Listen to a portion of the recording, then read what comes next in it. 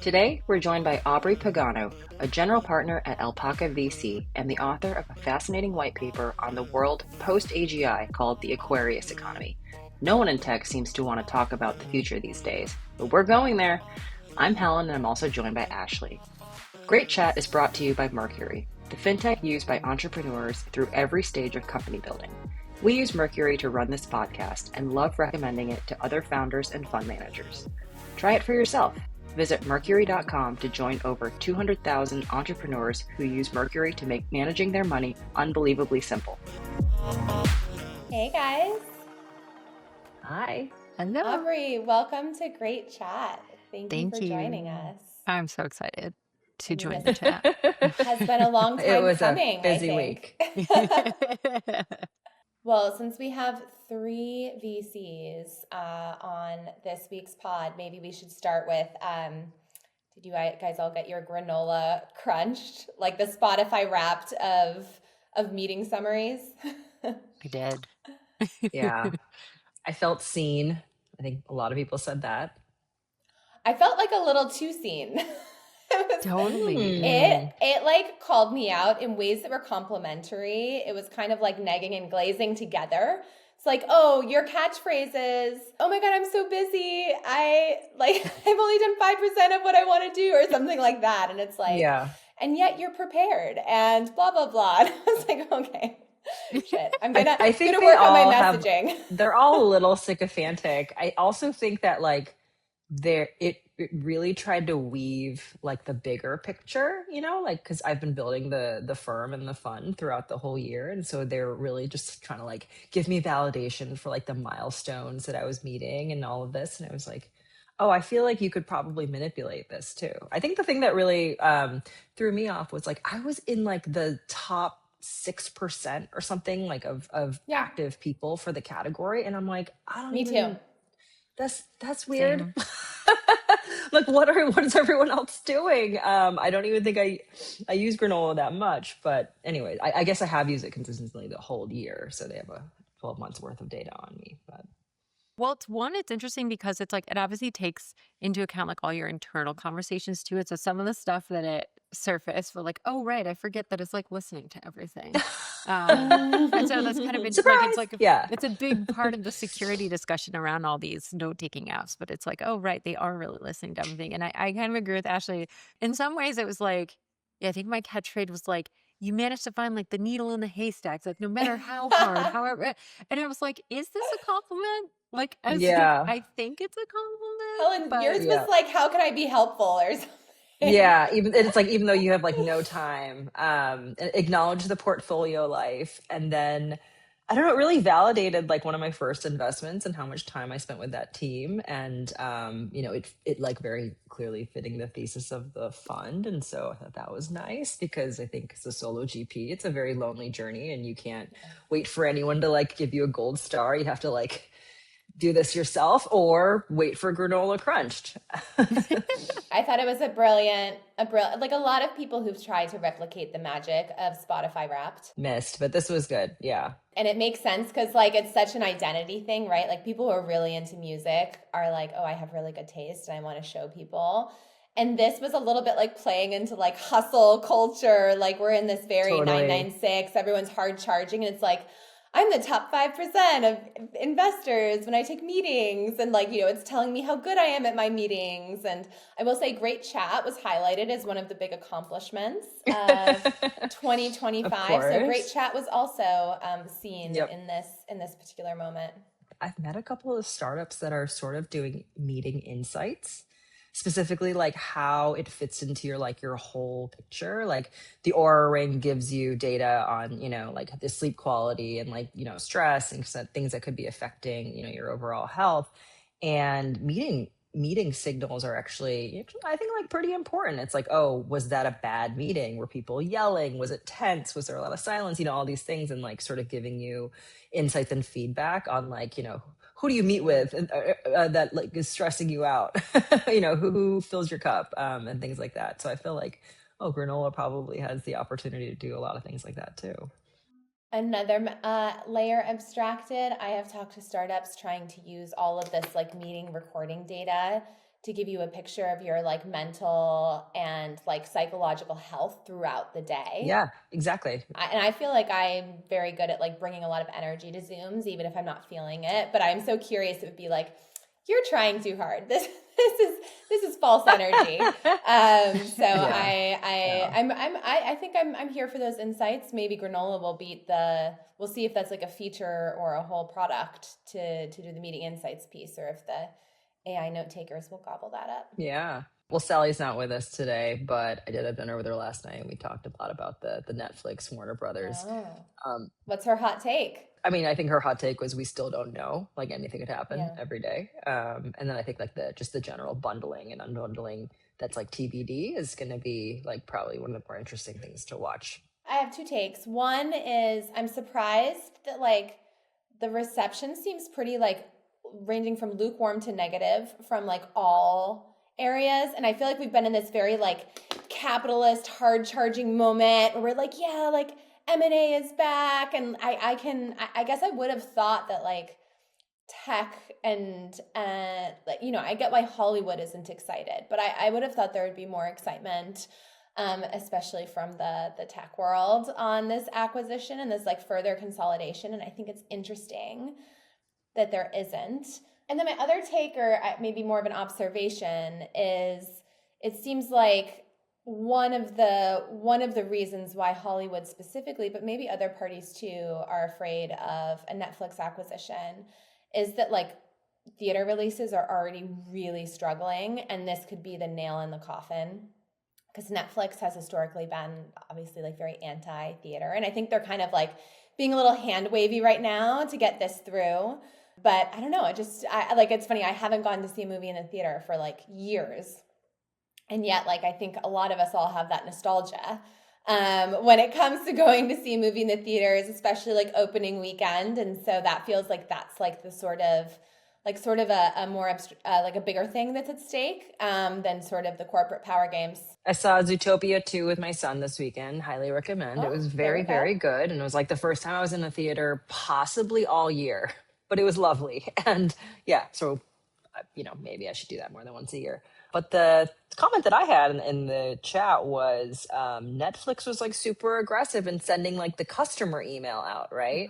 Yeah. And I thought that was a very confusing like consumer experience, like user experience, because it's not even close to settled. And I don't know, Right. like, so maybe that was strategic on their part. And I don't know. I don't love when there are these games being played and customers are sort of like left, sort of confused and in Yeah, the or last, treated on a like lot they're of things. dumb, right? Right.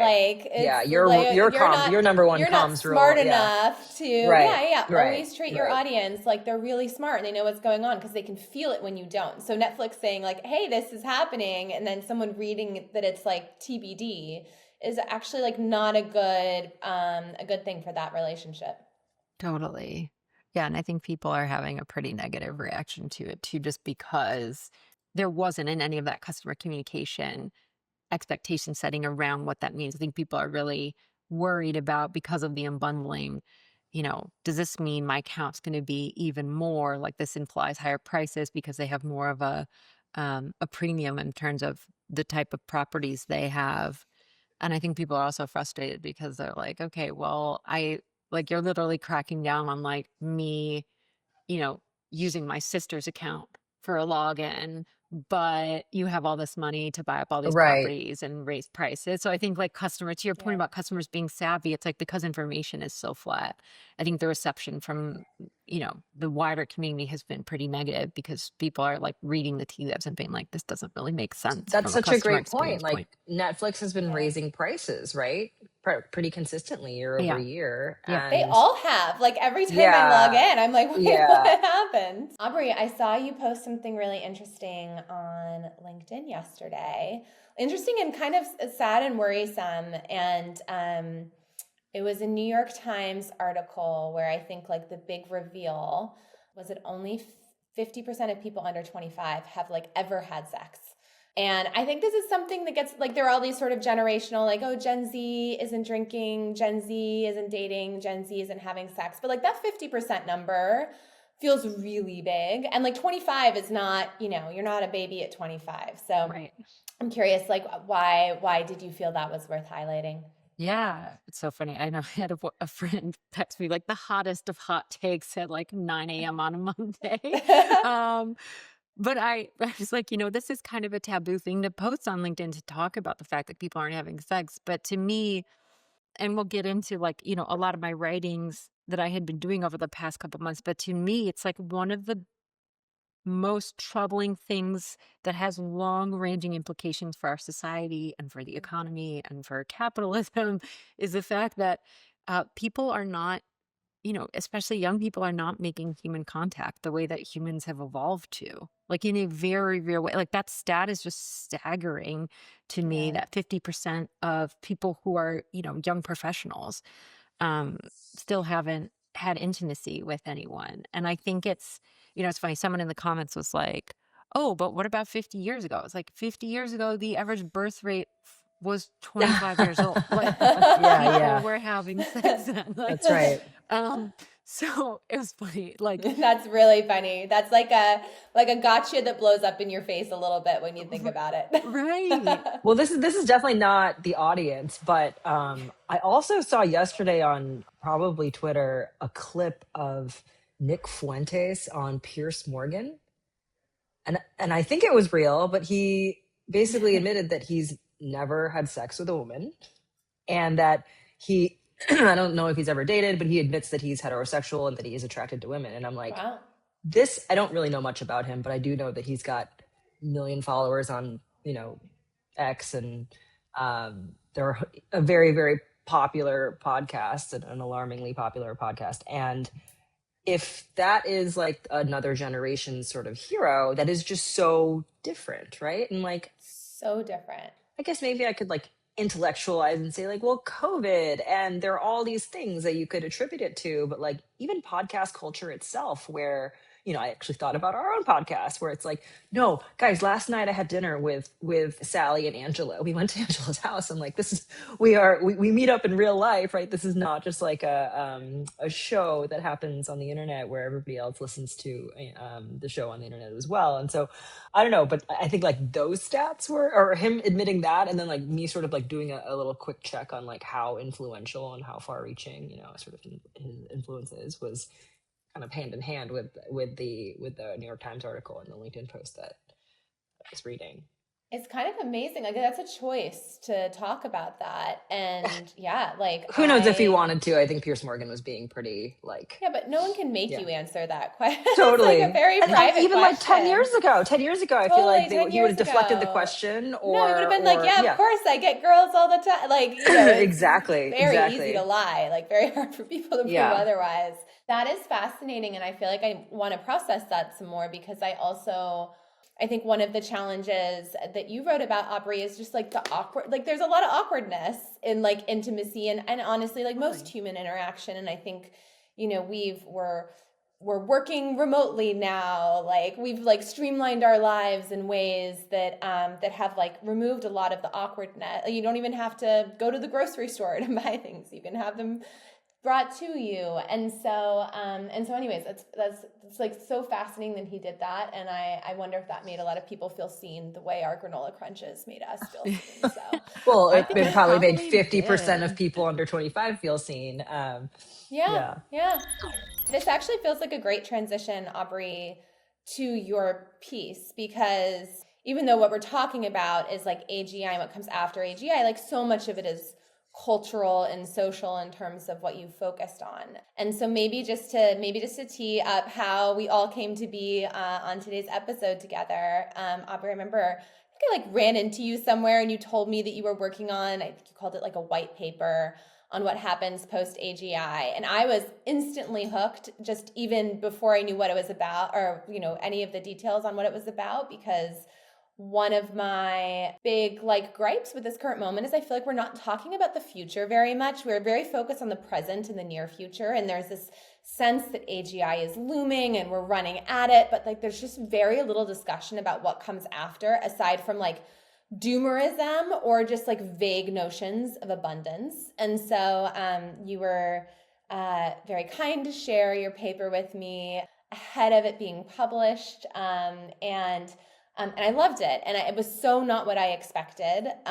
It honestly felt more like science fiction than anything else, which is like my highest compliment. I love science fiction. So we're going to talk about this today. And everyone listening, you should absolutely go read Aubrie's piece on the Aquarius economy. There's even like a audio reading of it if you don't want to read it yourself.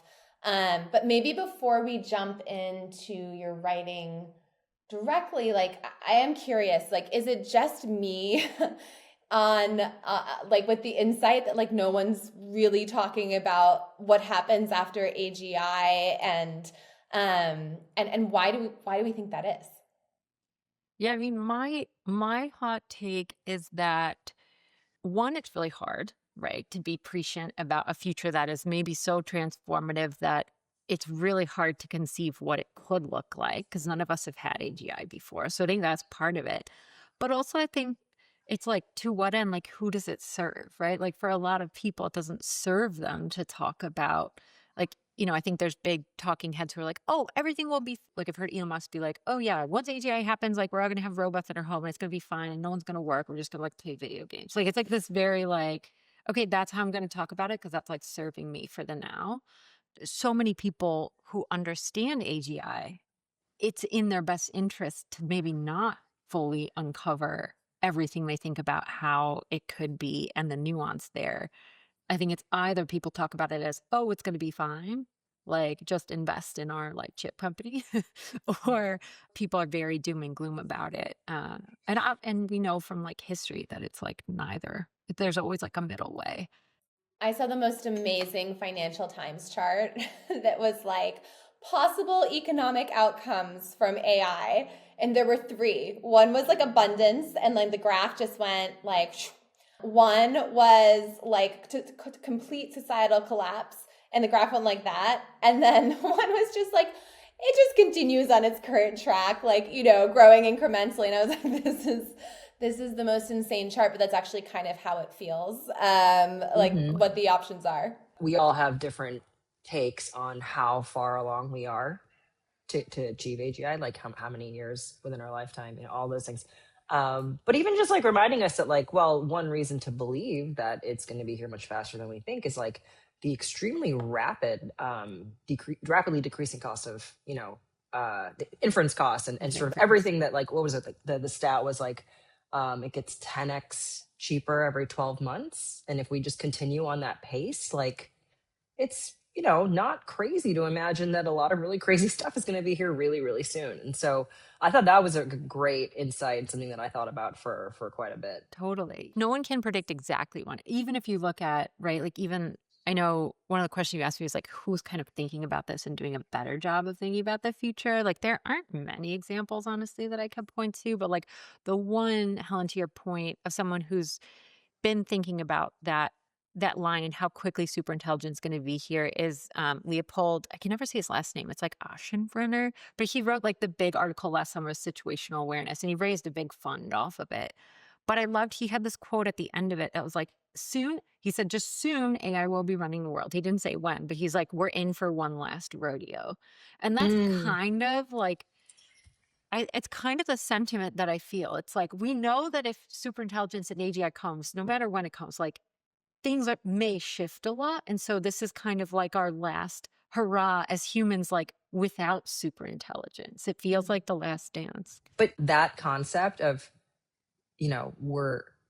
we have one last rodeo, I feel like probably resonates like pretty deeply with a lot of people, regardless of your thoughts on whether it's AGI, that it is the thing that will disrupt everything. I mean, I just feel like there's like, we're seeing institutions, sort of like crumble before our eyes, and sort of, all of the things that we thought were sacred and, sort of like foundational, really be challenged. And it's not just AI, I think, that is threatening a lot of this. It's, yeah, there's a lot. So I just feel like that is such a powerful message, and getting people to think about like, okay, one last rodeo before it all changes. I mean, like, it's a topic that we've had on the pod quite a bit is like, when you have kids, what is the goal for them as a parent? Like, like we were all raised in this generation where our parents were like, okay, go to college and get a white collar job when you graduate, and that is the definition of success. And I think now, like, for those of us with kids, like, it's something that we think about on like, how good is that path going to be by the time our kids are in the workforce, or after college. So yeah. I mean, maybe I'm projecting too much onto that quote, but it also just sounds so deterministic to me. Like, it's like, this is going to happen no matter what. Like, maybe Right. we can influence at the edges versus like right now at least, we're still like building this future. And granted, the belief is that like when we reach super intelligence, that's a little bit out of our hands because AI will be, able to act autonomously. But I really struggle with this sort of like throw up your hands, like, well, what's going to happen is going to happen. And Totally. I feel like it's actually a very convenient narrative to your point around incentives. Because it makes like maybe tech isn't the villain because this is inevitable. And of course we have to work on these things. They're going to happen anyways. We got to beat China.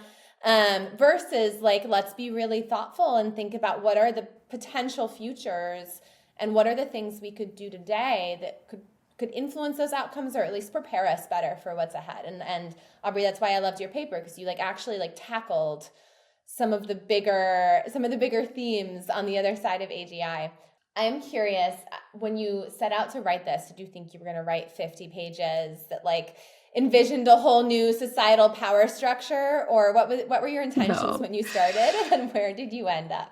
No. And yeah, to your last point, I totally agree with you about sort of the determinism that's in some of the tech accelerationists, right? Who are like, this is inevitable. This is happening. It's happening in 2 to 3 years. Like, just deal Yeah. with it. Like, I was sort of allergic to that. And so part of the reason that I wrote it was I was like, I just need to get my own head straight about this. Like, I'm seeing such divergent stories all over, to your point, where it's like, Yeah.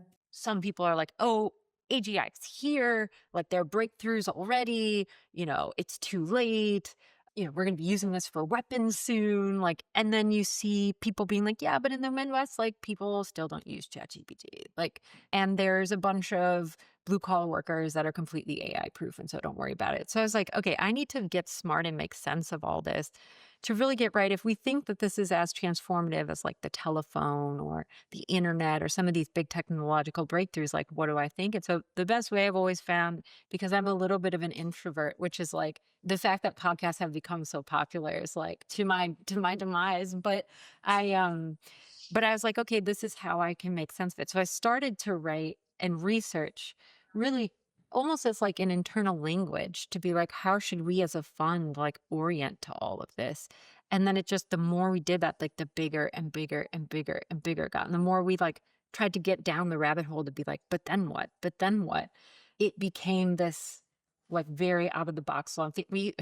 We actually thought we were going to publish it in the summer. Like, I ended up spending like 6 months on it. And we just at a certain point, and I say we, like my right hand at my firm helped me do a lot of the research. I was like, we're just stopping. Like, we just have to stop, because you could actually go down Yeah.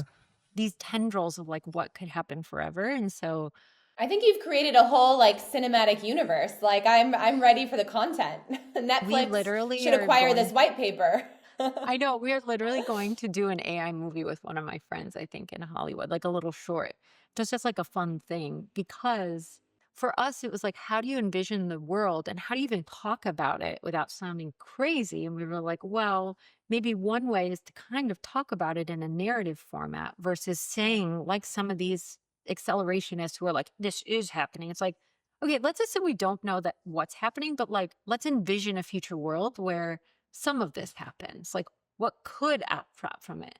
And so I think abstracting away from hard facts and reality to notions of like a narrative future and almost like a story, I think helps Mm. people grapple with it, and it feels less like you're talking about their future, right? You're talking about some abstract sci-fi future. And so we thought that was like more approachable, less scary, and allowed us to build kind of like a shared language internally where we're like, I mean, we'll get into some of it, right? But we're like, oh, that's so like Aquarius coded. Or we're like, oh, this is a guru platform. Like we have this now language where we could talk about the future that's kind of shorthand, but usable, but has utility. I love that you said story because I think my like big gripe right now is that like all the quote unquote stories we're telling are like very like ARR and like big valuations and deal making. And I think we're as an industry doing a very poor job painting any picture of the future, whether it's AI or otherwise. And I do think like human beings connect most with stories. It's how we can like wrap our heads around possible futures. And so I really I think it was the right approach, versus like something that was like this is what will happen, and that would have felt a little bit absurd. And so maybe we can talk a little bit about some of where this led you. I think one of my favorite parts of the paper was the contention that in a world where AGI can do all the work, basically there's no more scarcity of human labor. AGI is doing all the work. Like the value of humans, our comparative advantage becomes spirit, which I thought was a fascinating word to pick. So do you want to define what you mean by spirit and maybe ground that in like what does leaning into that? We hear the word agency a lot right now. It feels like spirit is what comes after agency. So like walk us through that evolution. I'll try to break it down a little bit for the folks who haven't read the paper, but it's basically we're marching toward AGI, right? We're marching toward compute being so cheap that the cost of AI labor is so much cheaper comparatively to humans that we eventually automate ourselves out of a job. Knowledge work to start, then the more kind of facile industries, eventually teachers, construction workers, like surgeons are the last to go. But if you assume that like in all sectors that there's going to be some level of automation, people will need to define work and meaning differently. And so what we talk about is like people need to feel like efficacious and like they can do something tomorrow and they can wrench their brain and be creative in order to feel like they can progress. That's basically the concept. And it's like when you don't feel like you can progress toward anything, you stagnate. And stagnate meaning literally like you get depressed, you commit suicide, like it's structurally societally a big problem. And so in that way, we talk about, okay, humans, we think one, not all humans are going to just like be like, oh, wait, guys, here, like, we'll just give up our agency. Like, we don't need to progress. We don't need to like advance. Let's just like let them do stuff. And let's be like Wally. Let's like sip food on a couch. Like, so partly we posit that that's not what's going to happen. But then if you take that and you say, okay, you know, people are going to try to preserve their agency. It's like, what is the part of human agency that really differentiates us long term from machines? And so we actually took, again, more from philosophy, but there's philosophers who, around the time of the industrialization, talked about machines and technique and the human spirit, and talked about those two things at odds. Is that like mechanical technique and machines and AI over time are optimized for the lowest cost and the most efficiency and the most throughput. And human spirit is the opposite.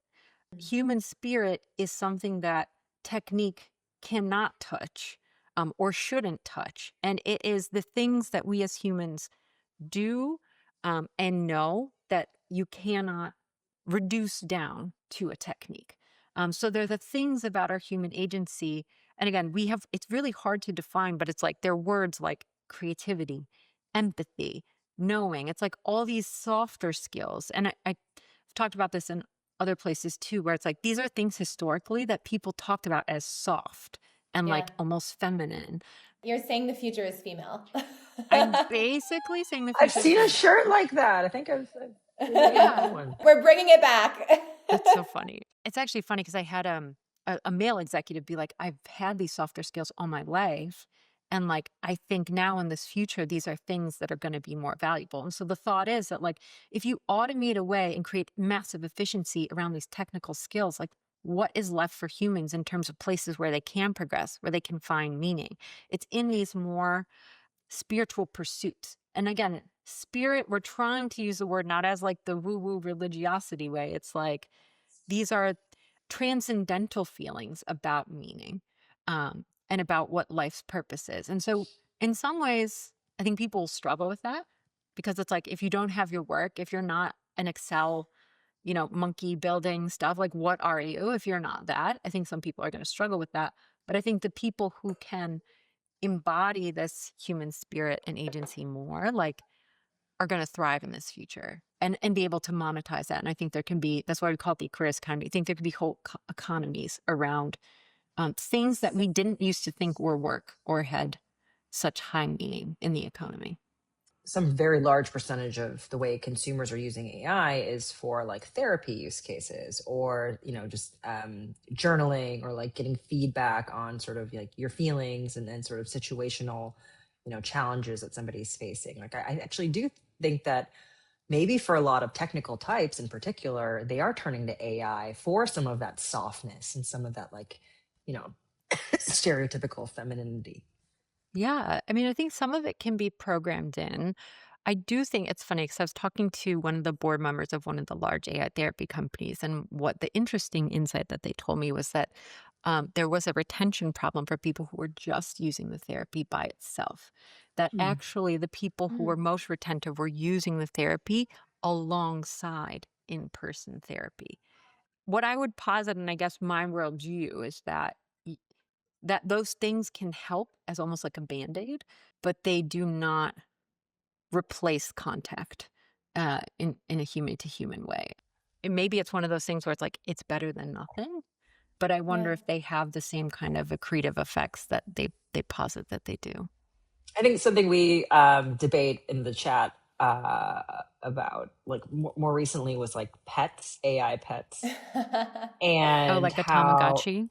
Yeah. yeah, that I think that was both Ashley and my reaction, right? It's like, no one wants No, that. if And you've like, ever had a real pet. exactly, like we're dog people. And I'm like, no, that's like not even in the top, like the things that the AI can do. While I don't doubt its ability to like build companionship and sort of like hit on a lot of the things that I think pet ownership or pet companionship can offer, I think it's just like, no, there are these tactile things, there's these like warm and fuzzy feeling, there's like all of this stuff that kind of hard to put into words. But I have my doubts. And like, but then there are people who are like, yes, but you haven't seen how good the AI can get. It's like, okay. And so I feel like this is kind of like that debate where it's like, I don't know, like maybe the portion of the population that would argue that that doesn't come close to what it's like to have a real pet, like maybe they weren't going to have a pet anyways, therefore, right, like Mm. they're a large enough percent of the population that would like then adopt this pet, if that makes sense, right? The goal isn't to convert Ashley and I, it's to like reach a much larger TAM that wasn't going to actually get a real pet. That has merit of its own. It's like I was talking to someone else about actually running, and the fact that like sometimes people get motivated to run because they're like need to take care of a group. Like this idea of like the Tamagotchi, like Mm. something might die and therefore I'm like motivated. So like it has these other benefits potentially to people's well-being, but I still think to the point about spirit, there's something there that's like fundamentally missing. Like essentially, it sounds like what that person was saying with the pets, like they're gonna like gaslight people into thinking that like the AI pet, they're gonna manipulate you enough to think that it has those emotions. But I think part of what, at least what I argue and believe, is that again, this idea of spirit is that it's like this spontaneity, it's this like connection that you can feel and sense that sometimes you can't always put to words. It's like a really hard thing to like pin down, but we know that those things are real. When I worked in advertising, we were doing a like some Audi commercial. It was like the summer of Audi or something like that. And literally like our mood board was like the Mariah Carey Always Be My Baby, her on like the tire swing at On the summer swing. camp. And literally everybody in the room's like, oh yes, no, we know exactly what feeling that's evoking. And it's like that description and like that feeling of like, oh, I know what it's like, part nostalgia. It's very, Yes. very like sensory, right? There's like a smell and a the feel of summer nighttime weather on your skin. Like there are all these things that I feel like that's the thought that I had in my mind, that like, when you're talking about like what are the things that the human experience outside of AI or AGI, that's the first thing that came to my head. The Mariah Carey, "Always My Mariah Carey Baby" is spirit. It's true. Honestly, this music all video. feels very like almost utopian. Like, oh, we're not gonna work and we're just gonna lean into amazing experiences and we're gonna just touch grass all day. But Aubrey, I feel like we should come clean that like Yeah. when you map out like the power structures and the different roles in society, it feels like people are sorted into different buckets, like as they kind of are today. And actually, I'll ask you to sort of walk us through those different roles. But one of the things that really jumped out to me as I was reading your piece was like, oh, I feel like there are like whispers of these in our present society. And actually some of your word choice felt very on the nose around that. And I'm sure it was very intentional. But yeah, so what are the different groups in this future, like Aquarius economy society? Yeah. So if you assume like AGI is here, you assume that people have the opportunity to maximize their spirit economically. We took from Hyperion, anyone Dan Simmons fan, like that's where a lot of it came from. But there's like the hegemony, which is like the overarching kind of ruling families. You can think of kind of like the oligarchy of ruling families that are the governmental capitalists, like overlords of our society. You have So it's like those. Mark Andreessen, Elon Musk. It's like Jeff Bezos, but like on crack, like consolidated into people who are very tied into AI and the landowners who own all the data centers and the military industrial complex. Like those things will kind of consolidate into fewer and fewer hands in this narrative story. So we're like not in a hegemony. I mean, We're like in V1 of one. oh no, I mean like us, like the Oh, three like of us? us. Like I don't think I'm gonna make the bar for the hegemony. No. I'm like I'm somewhere else. Hopefully not in the incels group. Not to foreshadow. No. Yes, exactly. And then we call it the techno core, which is like the AI superstructure that kind of interplays with the hegemony. Like you can think of that as kind of the ruling overarching superstructure in this new world. Most people, most everyday people will actually be a part of it, right? Because even now, like we are a part of the capitalist ruling societies, like incentives. Maybe full circle to what we were talking about Netflix, right? Like we all kind of see it, but like we can't really do anything about it. We're just like the recipients of whatever happens. And then there's these groups that we think outcrop. We have people who are maximizing their human spirit and agency. So we have people that we call like the gurus. So people who are like, think like athletes, creatives, writers, thinkers even. I think there's real risk that people will upload their brains into the cloud superstructure and not care about thinking. Those people are at risk. But like Anthropic is fighting that fight for us. I know. They're probably the most moral of the AI companies. And so the thought is that these gurus there's a premium on their output because they are like most authentically expressing themselves. Or even seeing this now, right, where you see films being made, music being made, where people are saying, oh yeah, we'll be able to afford like higher prices for the actors or for the ticket sales because people know that this is like a live human event. So there's like rumblings of this, but you can think of that to the max. The other outcropping we see we call them nomads, but you mentioned nostalgia kind of. It's like people who have like a deep nostalgia who want to unplug out of this superstructure. They're people who want like off the grid living. They are of the earth. They want to like disconnect from their phones and the AI and want to live in kind of like the old ways. I'm getting like Station 11 like vibes, like especially the TV show version where it's like a traveling band of like merry players and going around and like living nomadically. No, exactly. It's like that / like I envision like a little bit of like Mad Max nomadic tribes, like kind of like roaming around in their like old hogs that are still on like gas because they're not in the grid. So that's another group that we actually think, leads the way in terms of some of this human spirit, but also thinks of new kind of business models around people who are kind of rejecting, kind of plugging into all of this. And then we think there's like a big group at peril, we call them incels, which is a charged word, but I think encapsulates people who have fully uploaded and red pilled in, right? It's like the person with the AI girlfriend who doesn't leave their room, who, stays up on Zins and Celsius, like those people we think are most at peril, actually.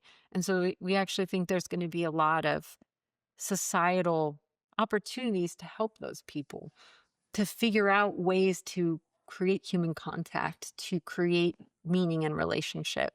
Because the fear is that there's this whole generation of people who will only know AI, will only know AI girlfriends, will basically be Pygmalion and like fall in love with their own statue. Societally, it kind of goes back to that LinkedIn post that I had, right? It's like, if that happens, like what happens to marriage rates and birth rates and our broader economy? Like, that's probably not good.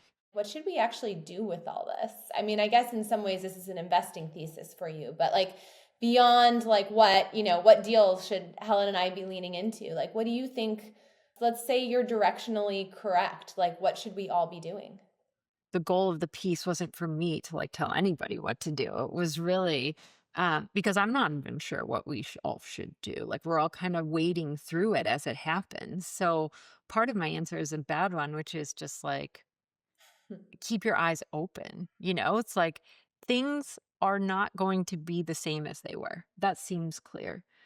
I think what we should be on the lookout for is it's funny. Someone said to me, this hedge fund guy who I thought was super smart over the summer said to me that opportunity lies at the inverse of talent and capital.